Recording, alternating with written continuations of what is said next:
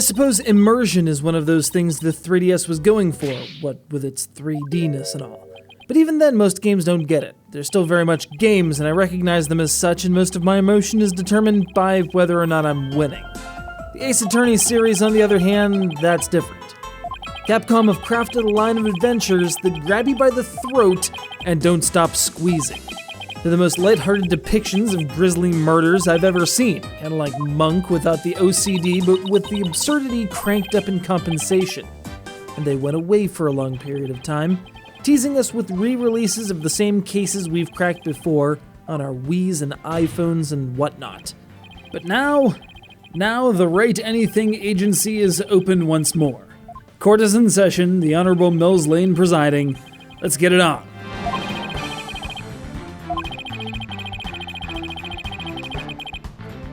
What we've presented today, Your Honor, is in line with previous entries in the series, a compilation of cases spread out over a period of months, each functioning as a separate incident but contributing to an overarching narrative. They detail the inner workings of the party of the first part, heretofore known as the Wright Anything Agency, formerly the Wright & Company Law Offices, but now offering talent booking services and a specialty in stage magic.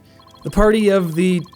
sod it. You're a lawyer, one of several actually, from renowned Dr. Doomslayer Phoenix Wright all the way down to newcomer to the firm Athena Sykes, who's not only a bar-certified lawyer in her own right, but can also fulfill the moderately deranged sidekick role that's become a staple of this series.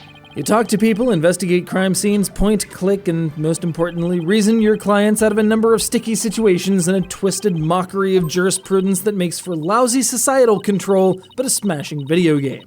You might even have to delve into their emotions by analyzing vocal fluctuations which indicate jargon, babble, more hoops to jump through because Maya's not around to show you the psyche locks and Apollo can't use his magical polygraph bracelet because there's a hawk pecking his head.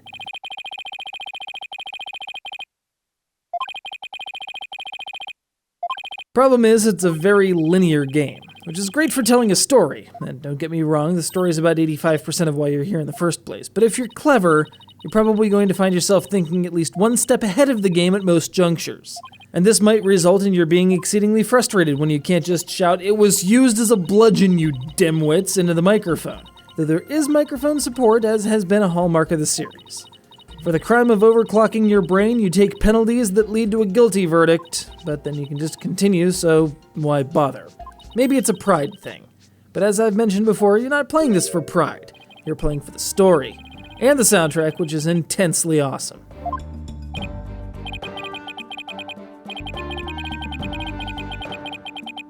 Oh, and it's all in 3D.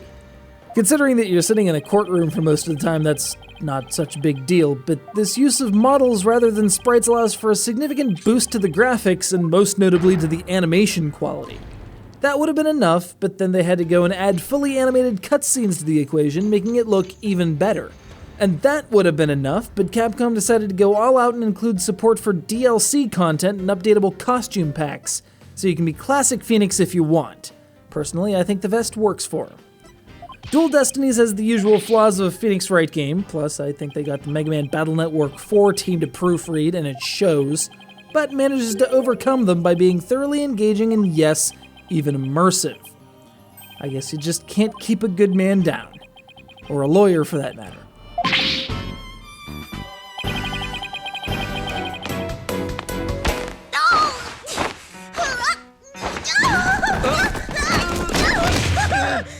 Are you all right, miss?